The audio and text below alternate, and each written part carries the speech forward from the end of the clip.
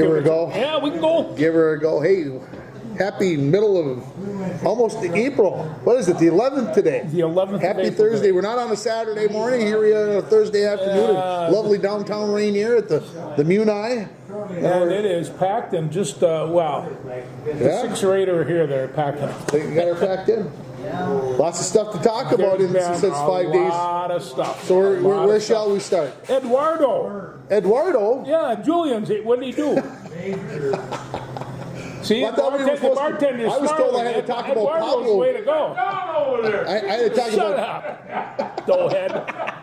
I was told I had to talk Some about. of these people are out here. I was told I had to talk about Pablo and his nice, how he fills out a pair of pants. You didn't get that from me. I'm aware of that. It was me, she says. It was me. So, anyway, Eduardo, Julian did a nice job getting us a couple home runs, and then Carlos made a nice throw. Beautiful throw. The good old Shohei Ohtani at the plate. I haven't yet to see the play. I've heard plenty about it. I've read plenty about it, but I haven't seen it. So no, it was a smack, and they were talking about the fact that the shortstop generally doesn't cover that throw from right. Well, I was kind of wondering what the blazes he was doing over there. But somebody says, people know just kind of what kind of arm he has, and and he just. They talked about this on the radio. I wasn't watching it. I was listening to the radio in the post-game show, and they were talking about the fact that last year Michael A. Taylor and Carlos Correa got into it in the dugout one day because Michael A. Taylor had overthrown Carlos a couple times on his throws in. And Michael A. Taylor told him, well, you don't need to come out that far.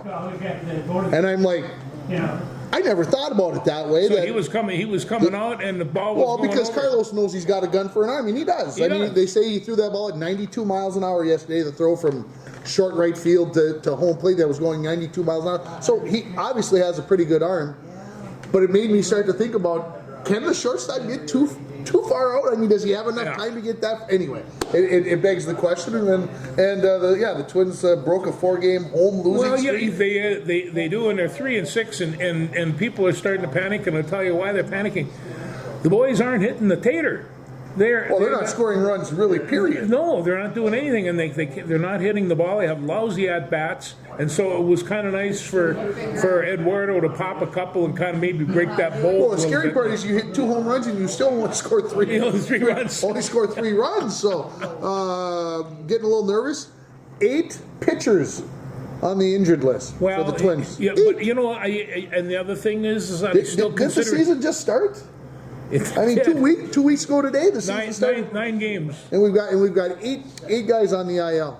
Yeah, and yet here we are. We're I think 4-6 after the win yesterday, right? They didn't lose today. Well, they didn't lose today because they get to play a doubleheader on Saturday. Yeah, I got rained out. I don't know. We'll see how that shuffles the pitching mode a little bit too. But the fans there in Minneapolis, they don't like losing there, and they love beating the Dodgers, and everybody likes beating. Everybody's like beating the Dodgers, and if you can throw their superstar out, that's good. Shohei Ohtani showed himself pretty well, despite finding out today that his buddy had pilfered $16 million from him in the last 2 years. $16 million. Yeah, it's hard for us to relate to that, isn't it? Well, I'm trying to figure out. I mean, okay, huh? 16. Yeah. So what I'm trying to figure out is okay. Yeah. We have a checkbook. My wife and I, we have a checkbook. I mean, balance it, and you get a thing every time you go do something, you get a statement. How does a guy not? No, how does a guy know that he's lost $16 million? You have so much money that you forgot where you put it. But either way, this is really kind of a remarkable story all around. And somebody's going to write a book on it. Yeah, it's called Trust. It's called Trust. Yeah. And I think that's how a guy ends up losing $60 million, because you trust the guy that he's going to do what's right. Yeah, I need your help. I can't be doing all of this stuff. And then you get yourself started with gambling, and then you start losing, and you go, well, the big guy can help me out, and you start helping yourself, and pretty soon it's $16 million. I'm just taking a few. He'll never miss it. Because you see, like if you took $16 million out of my checkbook could be pretty flat. Yeah. Well, you know, like I said, Shohei wouldn't have missed 160 million. He may have not even missed 1.6 million. He might have went, oh, okay, whatever. But 16 million is a big cash. And the guy's in a lot of trouble. You steal that much money. And of course, the question that still needs to be answered is, how much of this did Shohei Ohtani know about? Is this guy going to take the fall? Did he really borrow all the 16 million? So you think maybe Oshoni was involved in some of the gambling? Shohei knew that maybe that some of that money wasn't gone, and maybe that's why it was going, you know, I don't know. Stay tuned is what I'm trying to tell you. Yeah, and he can be thrown out, so... He can't be thrown out. But he's apparently the radio announcer says he's very fast. Oh yeah, he's an athlete. He's get out there. Yeah, he's 6'5" and can move. Anything else Major League Baseball that we need? No. We're early in the season, and people are starting to panic already that they're 3-6, and the fact that Max Kepler's got to go, and well, he is gone because he's on the IL too. He is? Yeah. They put him on the IL on Monday. Well, that's why he couldn't hit. That's why he couldn't hit the ball. That's why he couldn't hit the ball. So I got to give him some grace, right? Well, yeah, Max. You know, he's a friend of mine. I like him. Yeah. So. All right. So you know what I did last night? I stayed up way late. And you watched the Timberwolves? And watched the Timberwolves, and you know, for 2.5 quarters, they were really playing well. I was going to say even longer than that. Maybe even a little longer. I was going to say about 3 and a. Well, maybe 3 and a titch. Then they got this guy named Nikola. And he got 41 points and I don't know how many offensive boards. You know, if they had did what they did last night against, let's say, Washington the night before, which it looked like they were going to do, I'd have been really upset. But losing to Denver on Denver's home floor, you hang in there. You know, it was a good enough game to sit up till 11:30 and watch. So I took a little siesta and then I got up and I watched the end of it. Yes, okay. I admit I stuck around till the end and I shouldn't have, but I did. Why is it when you watch a basketball game and you know modern games? 12 points is nothing. That's the thing about it. And it's just like bang, bang, bang. And there was 4 minutes left, and I think they were down 14 or 12, like you said. And I'm like, no, I'm not ready. I'm not ready. You sit down. You don't know. Yeah, you don't know. And they can just, you know, at the beginning they were just raining threes on both teams. And it's just. And that was the one thing I thought last night. Chris Finch said he didn't like the way the offense was in the whole night. Yeah. I thought they were settling for too many threes. Denver kept going inside, and we just kept working the ball around the perimeter and casting up a three. And I'm like, no, you got to get inside. And they were starting to get Denver into some foul trouble, and then they got soft. Well, you know, and there was some conversation last night about Jokic not picking up his third MVP, and that very few people have ever done that. But you know something? He convinced me last night. He's the best basketball player on the court. Yeah, when Mr. Peterson started discussing and putting him in the Wilt Chamberlain range of what, and he said, I never got to see Wilt play live, but he went down the rabbit hole and said he's the best player I've ever seen live, and I'm like, whoa. Well, I'm thinking the best big man. I'm not sure the best player. Okay. Is that what he said, best big man? No, yeah, but I take a look. Because he doesn't play like a big man. You know he doesn't. No, he's throwing up those threes, and he's as graceful as a swan, for crying out loud. And he's not afraid. He knows exactly where he's at on that court, sees the court, passes the ball exceptionally well. Control. He's great body control. And a lot of body to boot. And a lot of body to go with it. You know, so, you know, I'm just sitting there watching him, and I just think, boy, Rudy Gobert, for all he does, him and Naz Reid, they had a tough go with that guy last night. Yeah, there was. And Mama said there'd be days like these. Mama said. So, obviously Denver moves back up to the top now. 3 games remaining. Are they going to get the number 1 overall seed? That win last night for Denver was a big one. That puts them a game up. Put them up a game up. And so right now the Thunder and the Wolves are tied, and Well, we'll see what happens. Yeah, What else? see, What do you whatever unfold in there? How about we should You know stay- what they did? They're missing the big cat. And as There's soon rumors as that he Towns- might play this weekend. And if Towns comes back, and that's what they kind of had missing last night, was, they were just getting killed on the offensive boards, and they really couldn't set out any boxes. Of course, tough to box, but Towns is a pretty good rebounder, and he's good from all over the court. But they missed him last night, and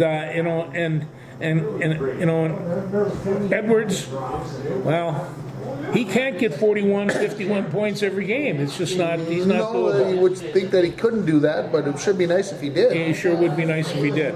But he's fun one to watch. So they've got lousy free throws, by the way. You don't ordinarily say that about pro basketball thing, but they were just awful. And it's, throwing up rocks like you wouldn't believe.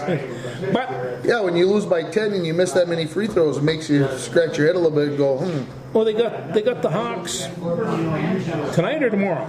Tomorrow. Must be tomorrow. Must be tomorrow. I think they play Friday, Sunday. Yeah, I think that they can, if they can, I think there's no reason for them not to beat the Hawks, whether or not they Sure, can. absolutely, So, Yeah. we'll see what happens. But, I'm not too worried about the Wolves. I think that if we make it past the first round, Can I say something Yeah. crazy? And I think I've said it before, but I'm going to say it. As long as we avoid the Lakers in that first round, I'm okay.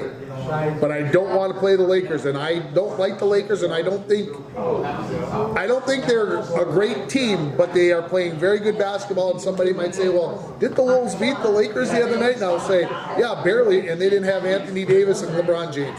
So, I mean, I don't want to play the Lakers in the first round because I think if we play the Lakers in the first round, we lose. Well, this is the other thing, as we talk about Nikola Can't believe I said that out loud, but I the did. thing of it is, LeBron James might have some things to say about the characterization of Jokic as being the best basketball player around, because LeBron isn't bad either.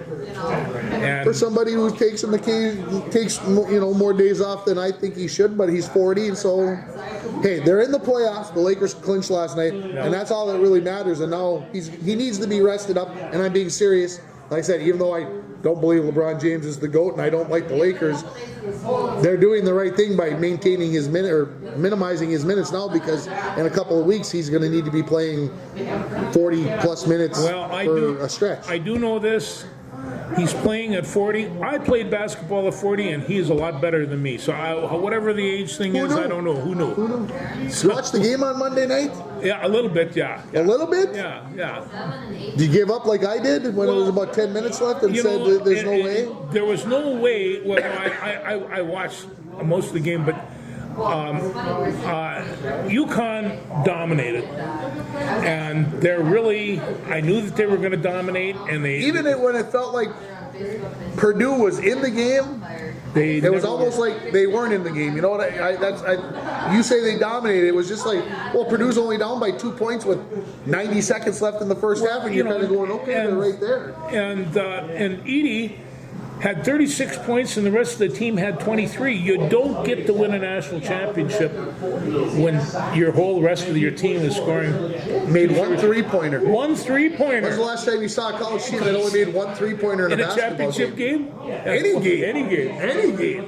Holy smokes. So yeah, that was a little bit disappointing. Let's talk about the girls. I think the biggest thing before we do that, and we'll do that in a second here, the number of offensive rebounds that Connecticut got, the second chance points. At one point in that game, I don't know if you saw it, this was the women's game. The women's game.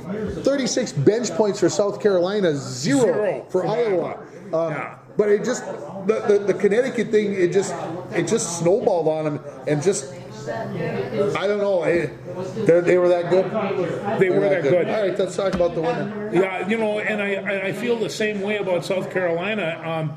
I picked first off on the men's thing. My bracket took number 3 out of 33, so Nice job. Congrats. we were in the money. I took 202nd out of 207. Well, good job. That's like getting kicked right in the old you-know-where hard. Yeah. Anywho. Be nice. Be nice to me. Be nice.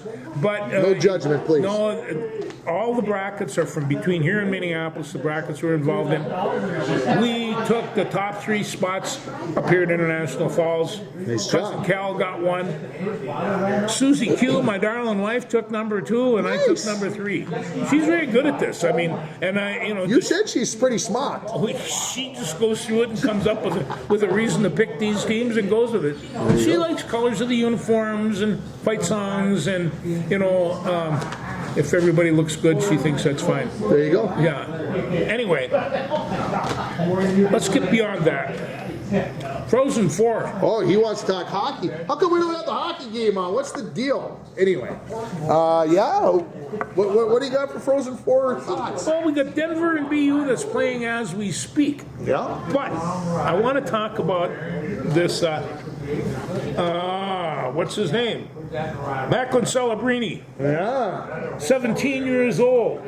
He is He's 17 and playing college hockey. and now. playing college hockey. He's not like getting ready to play college hockey. no. He's playing college hockey. Yeah, he's a star At a pretty good school. At a pretty smart school, I and a think, pretty right? smart school. So there.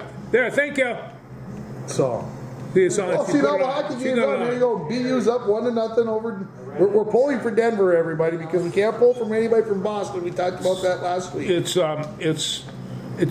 tough to pull for Denver. It is very difficult to Yeah. pull for Denver. I agree with you. Yeah. I concur 100%. So, but BU's up 1-0, 4 minutes left in the first period. We talked about this on Saturday, who we were hoping for. Yeah. No, I got to tell you one hockey name. This is Denver came to UMD when I was a student there, and they had this defenseman named Keith Magnuson. Remember him? I know the name. No, the name. He was It's a little just- before my time. Remember, I wasn't born till 1969, George. Come on. Well, it was about the same Sorry. year. And anyway, but we give him so much grief, and we were right next to the, they didn't have glass around the thing, Sure. so they just had wire, and then it was empty net. We give him so much grief, and he came around, and we were sitting down. We were still looking up at this guy. He was huge. So he was not a very good hockey player, although he got better and wound up in the Hall of Fame. So, but I remember the night that we give Keith Magnuson grief, The business. and we're pushing him. We were pushing him hard. I think they still won. But he was a great big strong. So every time I think about Denver, I think about Keith Magnuson. See, they wear red uniforms for him because of his beard. Pioneers and Terriers. And then the second game is BC. And the second is BC, BC and Michigan, which actually should be a pretty interesting game as well. That's at 7:30 tonight. Somebody told me that I couldn't pull for Michigan either because they're from the Big Ten. It's So I had to be pulling for Denver. They gave me no. I said I can't cheer for Boston, and he said, "Well, you can't cheer for Michigan." I said, "Well, then I guess it narrows it down who we're pulling for." well, and I got to tell you, and I don't have the list of them, but they were talking about no Minnesota schools in this tournament, and considering how many we have, you figure one would slide through. But there's a lot of Minnesota hockey players in this tournament. Yeah, the Minneapolis paper did a pretty good job of Yeah. getting on to that today. I Yeah. didn't read it. I saw it there, and I went, "Okay, move on." Well, this is what happens when you have a job. You gotta. I have a lot And more you're trying to time. get ready for a Hall of Fame induction ceremony. Yeah, one of those. Yeah, one of Wow. those. Okay. What else you got there that you're digging out there? Well, I've got a couple of things. First off, Yeah? let's talk about a little football. Football. And we'll talk about football because things are coming up with the Vikings here in the next couple of weeks, and we just have to take a look at how desperate are they for a quarterback. Well, I'm not liking some of the things I'm hearing. So we concur them fairly desperate. And Well, you got okay. You know how I feel about J.J. McCarthy. I do. You know I think that is a farcical pick. How about Drake May? I'm okay with Drake May. I think he might I'm be better. all right. I'm better with Drake May. I'm not sold. And Bo or I'm all right with both. and Mike Pennish. I'm all right with Penix. I'm okay with him. Okay, so I still think Bo Nix is the right pick. I don't think we should move up. Let's just sit there and wait. well, Let's take and Bo see, Nix. and this is what they're talking about: the cost of drafting a quarterback quarterback is really, really high, considering that very few of them actually make it. And they says, and if you pick a Johnny Unitas from Alabama and nobody ever heard of him and he winds up in the Hall of Fame, that was a good pick. You know, and so I hear you. So I think they're going to have to come up with a trade to come up with one of these top quarterbacks. What are they going to trade? What's it going to cost? And that's going to determine whether or not they draft a high quarterback this year. What upsets me is J.J. McCarthy is up that high, and I don't want to go get him. I'll go get Drake May, but I'm not sold on J.J. McCarthy. Drake May's got good speed, and he can throw the ball on. He's a great athlete, and and I used to hear in the old days, are you picking for position? We're picking for the athlete. And I thought, well, if you got an athlete that's 190 pounds and you put him at linebacker, he's going to die. So there are some physical restrictions, but I think Drake May, he's got a lot of skills and he could probably do well. I have to agree with you. On the other hand, I'm not that much against J.J. McCarthy. He's a pocket quarterback. Well, I sure hope the heck that he proves me wrong. I mean, if we end up drafting him, he proves me wrong. I just took 200 whatever out of 207, so my pride is gone. I got nothing left. Kick me while anyway. So. Yeah, pride's not a big thing when you're looking for a quarterback anyway. No. Yeah. So.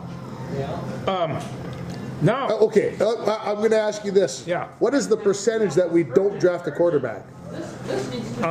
What is the chances that we would just sit around and wait till the second round and draft somebody there? I think people would scream and shout so loud if they don't go after a quarterback.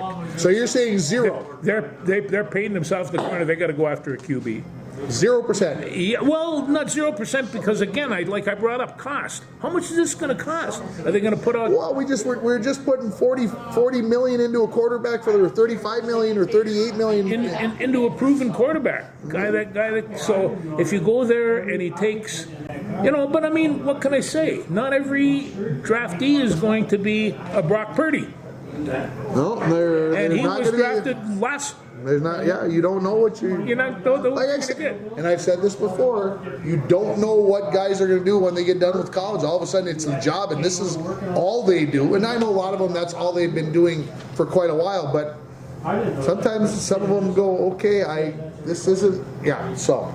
Anyway, okay, and you got to put the quarterback in the right situation. As long as we're talking football, the Minnesota Gophers are going to have an open practice session. There's no spring game, which I'm kind of actually fine with, but they're going to have an open practice so people can go in and watch the play. So we have a couple of people we have to bring up. Max Brosmer, and Brosmer's from where the heck is he from? He's quarterback, and I can't remember where the heck. He comes from the New Hampshire. New Hampshire. And I guess he is really playing well, and he is setting in. They like his quick release and all the rest of that. And then they've had a bit of good news on the defensive end position, and that's that Jackson Howard. You remember Jackson Howard? He was from Cooper. He was one of the top recruits in the state of Minnesota, and he wound up at LSU. He's 6'4", 240, and a blur. And he's a defensive end. And he's why did he quit? Doesn't LSU? Because he wants to come home. You mean he's a mama's? He's a mama's boy, kid. We all come home sooner or later, and he's just coming home right now. And it's just like, and I thought, Ma, don't be offended. I know I'm a mama's boy. How would you like to go down to LSU this fall and start practicing football? You say, I'd last about 20 minutes before I died, and so 20 seconds. Yeah. He's going to come up here and he's going to play in that nice air conditioned thing for Coach Fleck and whatever it is. How many good defensive ends do you need? As many as you can get, and it's so the more the merrier. It'll be fun. So at least they're picking up a good one on this one. So I like that Porto a little bit. Let's see. He's 6'4", 240, and like I say, he's a blur. He'll be just fine. I agree with you about the defense. Actually, bring him on. Yeah, bring him on. if I would have planned a little bit better, I probably could have stopped and saw some of the practices on Saturday, but my wife probably wouldn't like that. So we're done with that.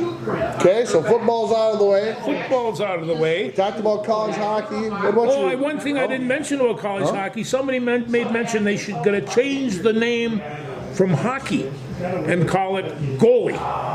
Because in fact, at this point in time, That's the what we're goalies doing. make it. Yeah. So remember that. Every time you see hockey now, you gotta change the name to goalie. What's your favorite sport? I like goalie. Well, there you go. What about your Wild? Who have been officially eliminated from the playoff? No, I'm really kind of have to say I'm really kind of disappointed. I talked to a very wise man that said they weren't going to be better this year, and I thought, no, they've got to be better. You got 2 goalies coming back. They've made adjustments on defense, which actually, in many instances, probably, sometimes it improved. They've got all great forwards, and Kaprizov is ready to zip. They're going to be a better team. Well, I was wrong. Yeah, they definitely, last year I think they ended up with 103 points, 102 points in the standings. Right now I think they're at 83 if my memory serves me correctly. So they did obviously they're down quite a bit.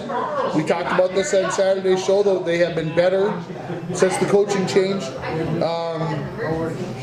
Injuries play a part of it, but every team has the injury bug. You just can't blame it on that. They lose too many faceoffs, and they are horrible. They are like 28th in the league on the penalty kill. I didn't realize it was that bad. No, and you can't win when you're that bad. Yeah, well, especially if you're taking penalties, like we do sometimes. Yeah, we like penalties. There's no ways about it.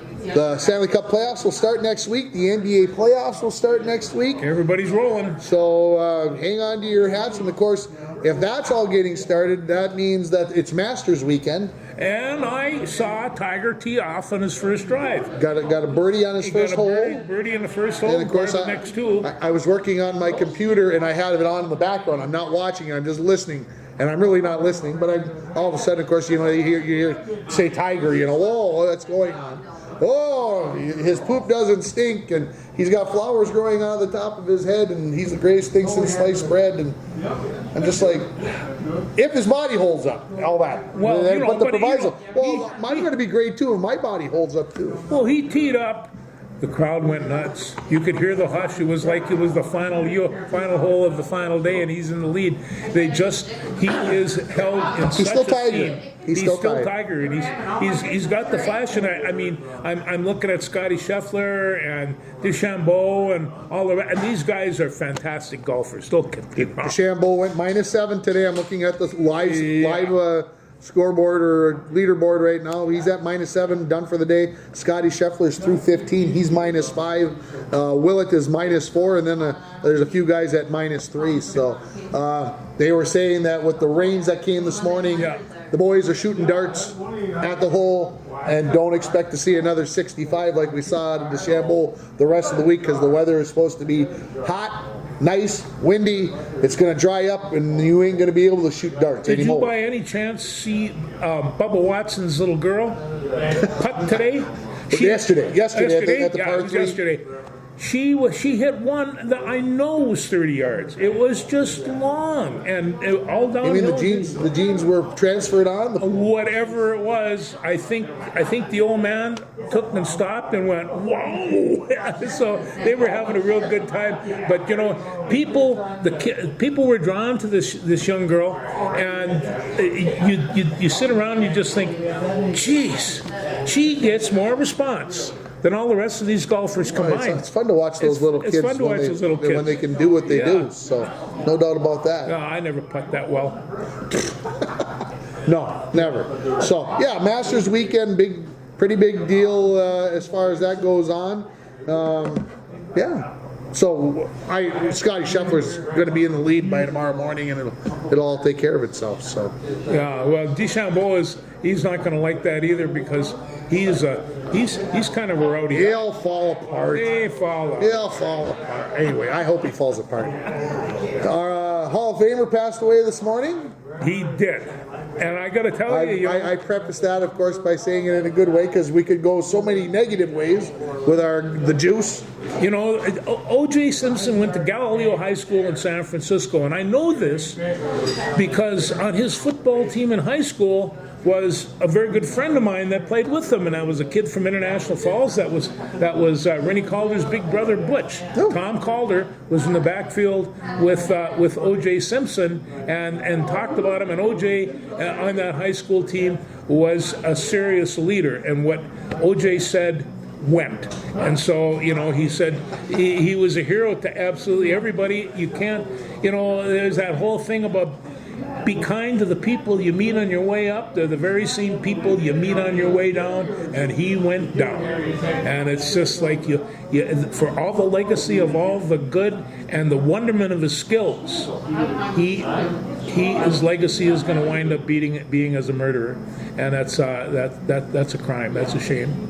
I agree. Yeah. Probably couldn't have said it better myself. I still see him hurtling through the airport, getting to Hurt so he could rent that car. You know, and I remember when he played at the University of Minnesota in 1968 or 69, and USC came to town, and he buttered up the Gophers pretty good. Of course, a lot of people did in those days, but OJ, the stadium was just packed. Everybody was there to watch the Juice. Scotty Scheffler went to -6, birdie number 16. Oh, they're going to be ripping over the next couple of days. It's going to be good stuff. Yeah, it is. What else? Women's World Hockey Tournament going on. The USA beat Canada 1-0 in overtime on Monday. The USA plays Japan tonight, I think at 7:30, if I remember right. That's the quarterfinals. Is that the first pool? Is that their one pool? This is the pool is done. Okay. So they went 4-0. Okay. And so now they play Japan tonight in the quarterfinals, and the semis, I believe, are on Saturday, and the finals on Sunday. So you would suspect that we'll see the Canadians in the final, and we'll see how things work out. Kind of the way it works. Kind of the way that it usually works. So I'm looking forward. Canada won the men's curling last weekend, so the winter sports are slowly winding down as we ramp up for the spring. That's why we talk about baseball. We got high school baseball and softball underway on Tuesday. The baseball team lost to Cherry, and the softball team won 10-8 over Mesabi East in a game that was supposed to be played at home, but got moved to Mesabi East so that they could play on the artificial turf. And the girls are supposed to play at home this afternoon against Lake of the Woods, but the field, if we'd had one more day, I think one more day we could have played at home, but it just wasn't going to go. And while we're talking about the girls, I'm quick going to pull up their game here because they're playing right now. And let's see, something came up on my phone. It's live. The Broncos are up 6-0 in the bottom of the first. Where are they playing? They're playing over in Badet against Lake of the Woods. Oh, okay. So the ladies did well for themselves in the first innings. So. No, and I also heard a rumor that you were instrumental in correcting a long overdue measurement on Bronco shot put champion. Well,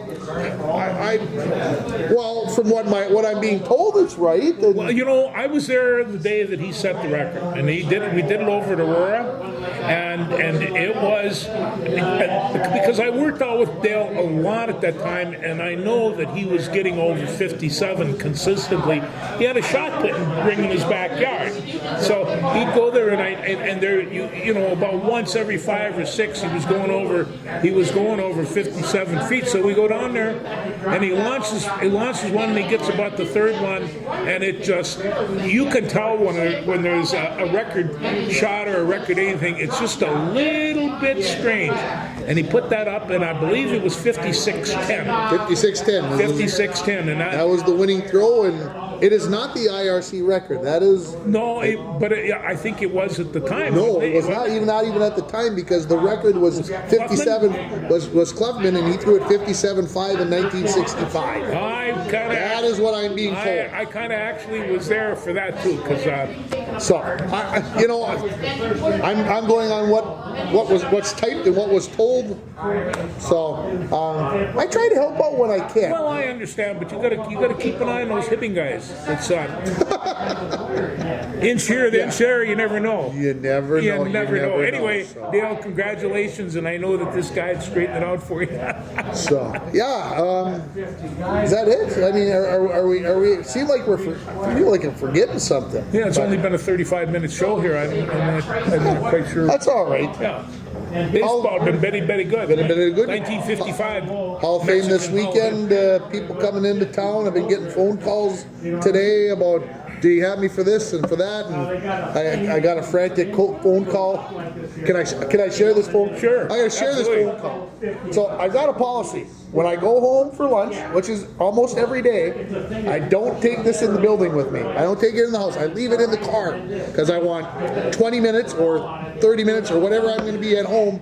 No phone calls, no text messages, no emails. Eat lunch, sit down, and just relax. I try to do that because I can't do it otherwise. It's me.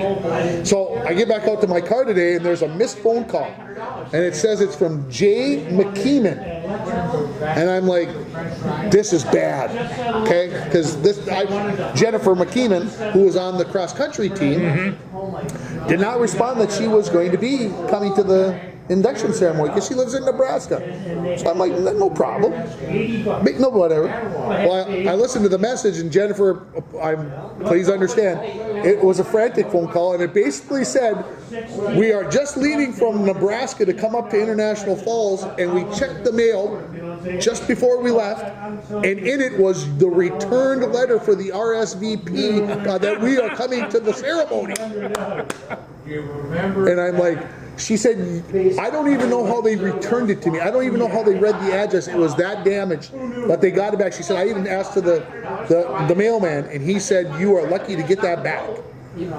So she would have shown up Saturday night, and I would have known nothing if happenstance wouldn't have worked out. So we got her all taken care of. We got tickets. Everybody comes home. Everybody comes home. Another one coming back. So out of the 10 ladies that are on the cross country team and the coach, I think 7 or 8 of them are going to be there, and Great. all of the 4x800 relayers are going to be there. So it ought to be a wonderful evening. Well, it's one of the things where the reunion is so extreme on this. I mean, you've got the Nevinens, the Lorians, and not to mention all the Schmidts. I mean, this is. I know it's a good lineup, and this is the first time I've missed, and it's 14. This 13. This is the 12th induction. Okay, I've been to every one, but I can't make this one. But it's going to be a good one. It's going to be a good one. Like I said, we've got lots of good people to continue to be put in. Yes, there are. If you've got people that aren't on the nomination list, if you're wondering who's on the nomination list, you can definitely go to the Hall of Fame site that we have. The nominees, I believe, are on there. Or if not, give me a call. I'd be happy to send it to you, 218-324-3053. I'll send you that list of who's been nominated. Also, who's been nominated and declined that offer. And there's lots of good people on that list, too, that have been nominated and have declined for a variety of reasons. And I don't know what those reasons are. Those are personal, and that's their choice. So anyway, that's where we're at with that. So an exciting weekend, and summer ball's getting wound up here as we get all the teams set up, and we got to get through this Hall of Fame first. Then we'll get to summer ball, and then everything. Well, you're going to go. We're halfway through April. You have May, and then school's out. So and then you got to start getting ready. Then you got to start getting ready for the fall sports. Got to get ready for the fall sports. It never ends. No, it's a cycle of life, and it just keeps cycling. Like you have to be a little bit fanatical about sports for one. That helps. That helps. That helps. It does help. We'll talk to you everybody next week. Thanks.